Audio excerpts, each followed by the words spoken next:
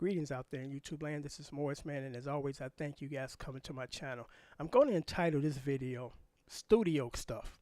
And the reason why I'm entitling that is things that will go on in the studio if you haven't gotten to that stage yet and you're playing or recording that you're going to experience. Because when I really first started to write songs and I took them to the studio with professional musicians and recorded them, and I brought the master home, and that was the biggest mistake I could have made. Because it's kind of like this, and I don't know if too many cleaners do this anymore, if you guys remember this. Either your mom or somebody you knew, or aunt or whatever, grandma, had a fur coat. And fur coats require special kind of care.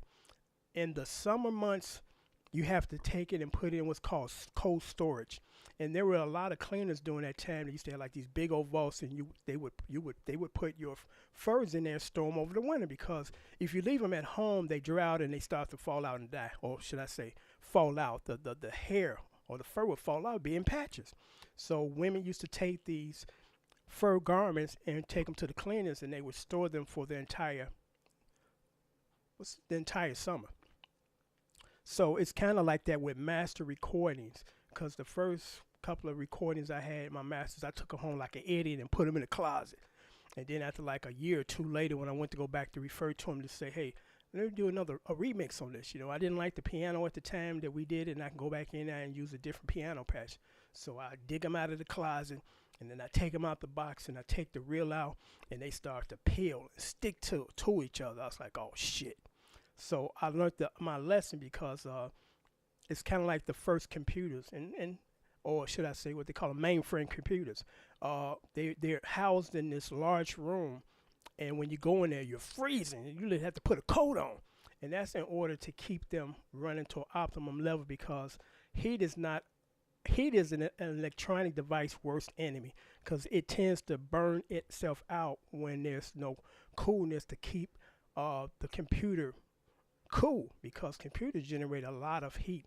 You know, I got a couple of laptops, and a few of them are, you know, you put them on your lap, and it's like they generating so much heat. I got to put something up under my lap because I feel the heat radiating on my legs from that little computer.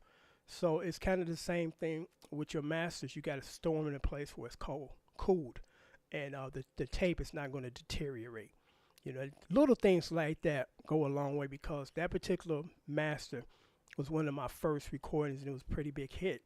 And I was really upset that I could not, I guess, resurrect it or repair it.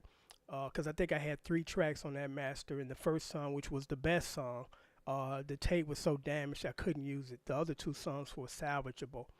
But that's just a lesson learned. Keep your masters in a cool environment. Same thing with your computers, or should I say, well, nobody at home have a mainframe computer in their house, but that's how they do it. They keep things like that in very cool environments, so there won't be any type of issues with the electronics or device. So until next time, take care. I appreciate you guys' support. Thanks for watching.